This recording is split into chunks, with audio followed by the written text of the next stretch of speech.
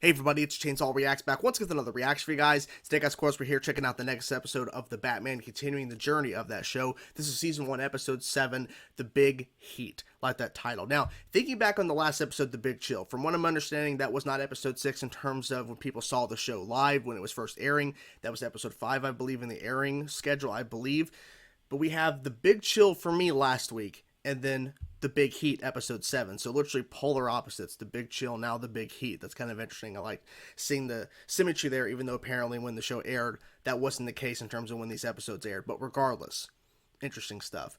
So the last episode, a very different approach to Mr. Freeze. He was more of a jewel heist guy, and when you look into the comics and everything, that's who Mr. Freeze was until everything kind of changed due to Nora and going that direction. Of course, Batman the Animated Series from the 90s really focused heavily on his whole reasoning behind him being Mr. Freeze is to cure Nora and find the cure for her. And so this approach, they wanted to go, from what I'm understanding, people are in the comments saying that the creators of the Batman show here wanted to go a very different direction with Victor Freeze. And in terms of like not trying to follow the same path that the animated series from the 90s followed. So I understood that aspect. The design was really cool. That Arctic like suit or whatever that Alfred built for Bruce to wear, which was fantastic. I love the design of it.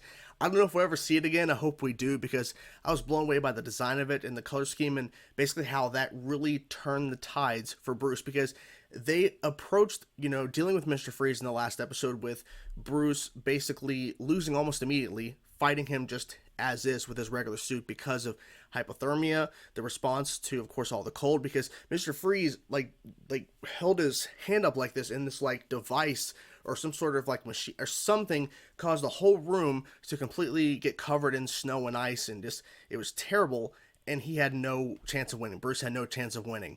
So to see the turning point where he could easily take out Mr. Freeze, and then of course the reveal of he sees himself as causing Mr. Freeze is kind of interesting as well. But I'm really enjoying the show. People have been asking me, are you enjoying the show? Well, if you watch the videos, I'm enjoying the hell out of the show, and I cannot wait to continue here with The Big Heat. So here we go, guys, episode 7 of the show. I can't wait to continue this series. Let's go. Oh, that's cool. To show that he has like some sort of like phone or something in his head. Ultraviolet. We can see.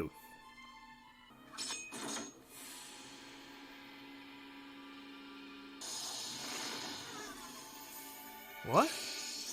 Oh. Slow-mo. You're full of surprises. I'm Yeah. Firefly. Okay. I kind of figured. Interesting design.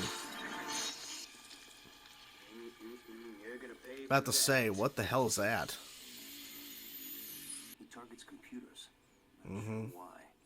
Oh, there's a reason. Laser technology like I may be holding that fish, but your father caught it. Dad always did subscribe. Is that Adam West?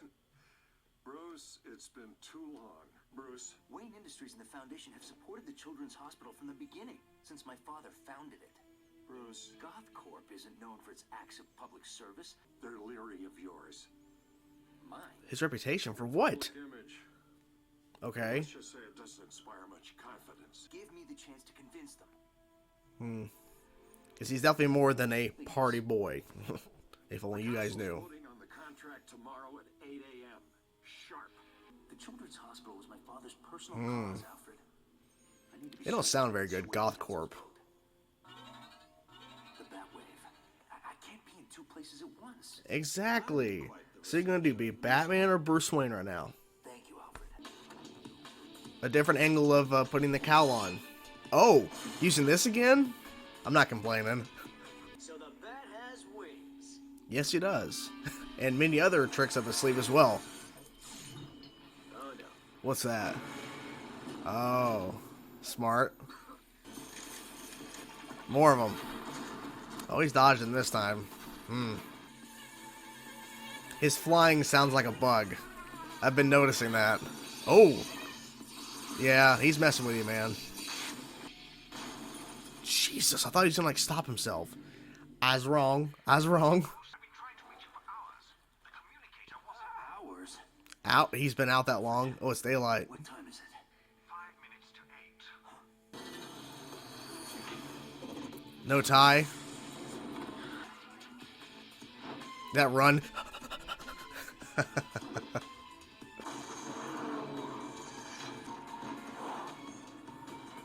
Transition from... Wait, did the car transform? He jumped to another car. Maybe jumped to another car. I'm not sure. Oh, wow. They're really high up. Forgive me for running late, gentlemen. I was in a bind. On the way, but I'm here now. Well, there's no Thomas Wayne. Then maybe it's time to turn Wayne Industries over to someone capable of running the business side of things. Who's going to run it? Maybe it's time to be a full-time Batman. Gotham Telecom declares bankruptcy after arson. Who'd profit from these companies being out of business? Who is it? Gothcorp, of course. He was staring me in the face the whole time. Firefly doesn't commit arson. He commits corporate sabotage. Perhaps the Batman and Bruce Wayne can work together to Looks like it. Looks like it. In the next few days, Wayne Industries will unveil a prototype that will make us the premier technology company in Gotham. Enticing him, like, come on. Come on. World on fire. Yeah, I'm watching it. Yeah. I got my mask right here. My usual rig. The red sky, red moon. Like the visual of that.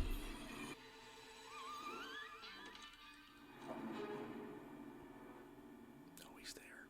For someone who gets his cake scorching tech companies, hard to believe you've never heard of them. Yeah, hard to believe. Exactly. You're done, Firefly. What? This time, I brought the heat. Oh, shit. He did. And close but no cigar. I was like, say, it's not gonna be that easy.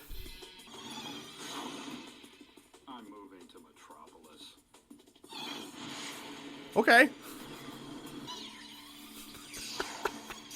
That was cool. Uh-oh. Yeah, I was waiting for him. Oh. Uh-oh. About to say, slam him against the wall. Yeah, exactly. You're screwed. Mm-hmm. You're empty. Nope. Exactly. Basically, this is showing that he's not really a fighter, that he can't actually beat him. Look at this. He's just defense. Like, there's a little offense there, but it's just mostly like, dude, you're nothing. You've been burned. And the last thing he sees right there is the bat symbol. Gothcorp employee of the month. Took his mask off. I suggest that the council recast their vote. In the I matter of think the we Children's should Hospital recast a vote. as Can I make a vote? Can I vote? Contracts currently held by Gothcorp. Your father would be proud of you if he were here today. I think he would. He would, definitely. Yeah. In Martha. I think there's more to me than a good-looking tie. Okay, this was a great episode. I had a really fun time with it. The big heat makes a lot of sense because, of course, Firefly and the fact that we had a Batman and Bruce Wayne story that actually interconnects, and it's actually connected because of the Firefly connection. And the fact that they revealed the mayor is Adam West. Like, that is such a cool thing. They got, of course, classic Adam West, of course, from the Batman series from the 60s. He's the voice of the mayor that knew Thomas Wayne and was there talking to Bruce and everything about what was happening with this Gothcorp in the Children's Hospital. And, like, I liked how they just connected everything. So, first things first, the design of Firefly. I like the design of it, and when he was flying around, he sounds like a bug. When he's flying around, like that certain little sound they were using, that is really interesting to hear that sound, and to kind of, okay, they're really going that angle of Firefly. He's really trying to act like a bug in his design. And I was trying to figure out, okay, so what angle are they trying to play here with, you know, him breaking into certain buildings and how he's breaking into corporate offices and everything. And it just, okay, so what's the angle here? It's actually connected to what Bruce is dealing with because he's being told that this new corporation that it's not really a new corporation, I'm guessing in Gotham, but one that I haven't heard before, Gothcorp, was going to be getting some sort of major contract with the Children's Hospital that Wayne Industries, you know, they've had since the beginning when they created the hospital, and of course Thomas Wayne and everything was connected to that. So Bruce was quite shocked hearing this, that this other company that has a lot of, like, you know, investigations, they're looking into this company, like, it just doesn't sound like a good corporation, potentially could be getting this contract with the hospital, and it just overall just doesn't sound like a good thing. Does not sound like a good thing at all. So for them to interconnect that to where GothCorp is hiring Firefly to take down other corporations so that they can, I guess, gain access or gain control over them, or basically be, you know, ahead of everybody else. And so brilliantly, Bruce figures out, after unfortunately failing to be there on time for the vote, because he was told 8 a.m. sharp. And I just knew something was going to happen in terms of that, because you're giving a deadline in terms of a time. It's early in the morning, 8 o'clock. Well, early for at least Bruce Wayne, because he goes out at night. I mean, and they made a point when the opening of the episode, when they revealed that little, with inside the cow, that headpiece or whatever, where he can actually hear Alfred back at the Batcave, which is something that, you know, we've seen more and more in terms of the comics, where that's how he's able to communicate back at the Batcave, is having a device within the cowl itself. And I believe Ben Affleck's Batman, they actually showed that as well, in terms of, like, they made sure to highlight that in BVS. But so we have that shown, and then it's like, and then Alfred saying, well, you know, it's already the next morning, so implying that he's out late. And of course, he's out late every night as Batman. So when he gets shot down, when he pulls those mechanical wings out, which he used last in the Man-Bat episode, I can't even talk today, sorry, and he uses those, and he gets shot down out of the sky by Firefly. Firefly's like, no one can touch me in the sky. Okay, dude, whatever. And he lands, and luckily he slams through a building, which is unlucky, but he's lucky all these wires held him. But unfortunately, he's been laying in those wires, hoisted up in this warehouse or whatever, for hours, and he's 5 minutes until 8 o'clock. Of course he's not going to make it. And so when he finds the connection after he fails as Bruce Wayne, and he failed as Batman too in the same night, or basically the same night into the same morning, failed to stop Firefly, failed to get there in time. He had all this research and everything that Alfred did, and he did some research as well before he left to go after GothCorp and basically stop the vote from them getting access to the contract for the Children's Hospital. He connects it all together. The GothCorp is hiring Firefly. So he goes on TV, makes this big assumption, well, GothCorp doesn't want to be themselves right now because I got something to prototype. And it's like, okay. Of course, he goes right into the room, and Bruce is already there. I'm like thinking, yeah, he already knows he's here. And of course he did. He was in the same room waiting for him. So that was really cool to see that he tricked the Firefly, because I believe the Firefly. Because I believe Firefly tricked him when when the Batwave went off after he faced him for the first time in the opening of the episode, and he goes, okay, why is he going after this building? It doesn't fit the MO. But then, of course, he figures it out later, but then right behind him, Firefly is there. So I'm thinking maybe he kind of tricked him or knew he was coming. So in this case, Batman tricks him again. So instead of using those metal wings again, he uses a similar type of propulsion, like some sort of, like, you know, engine, like some sort of engine mechanic or whatever behind on his back, to fly like Firefly. And he's like, what? Firefly was shocked. I'm like, well, because, yeah, look, the wings clearly didn't work in this instance, and so Bruce had to figure out something else. And that taxi guy, during that last little flying around sequence, which was really cool, by the way, I'm going to move to Metropolis. Okay, so we're mentioning Metropolis. That's kind of cool. And then the whole, you know, fight in the sky ensues. Even though it really wasn't a fight in terms of, like, Bruce throwing out those, like, smoke, those smoke, you know, screen looking things or whatever. I think that was earlier in the episode. But then them flying around, they're flying up a building after Bruce, unfortunately, his jetpack, in a sense, gets hit. And he's slamming Firefly against the wall, like, going up. I was like, I mean, first of all, you're right next to it. You might as well slam him, right? And what I liked most is that they were showing Firefly had the upper hand during, like, the majority of this episode in terms of the flight sequences. Well, when we actually get to, they're on the rooftop, Bruce is standing there, and Firefly has nowhere to go. He cannot get out of there. It's just you and me. And he handles him like nothing. Firefly is not a fighter, okay? I should have known he really wasn't a hand-to-hand combat person per se, because his whole spiel is, no one could touch me in the sky, and he loves flying around, and he loves getting the upper hand in that aspect. But when he's actually face-to-face with Batman, one-on-one, and there's no flying around. There's not like, it's all based on your actual skill and how you can fight, basically. How can you take control of the situation? Well, Batman beat the shit out of him in a sense. Obviously, it wasn't like punching him relentlessly, but blocking a lot of moves, showing you can't fucking touch me. And grabbing his leg and twisting him, and they spun. That's really funny. And then taking his helmet off, because we didn't actually see his face until he was hanged up, and then Bruce, he was hung upside down, and Bruce put that sign, GothCorp Employee of the Month. That was funny. That was really funny. And then he had the tie at the end. Bruce actually, because that was one of the things too.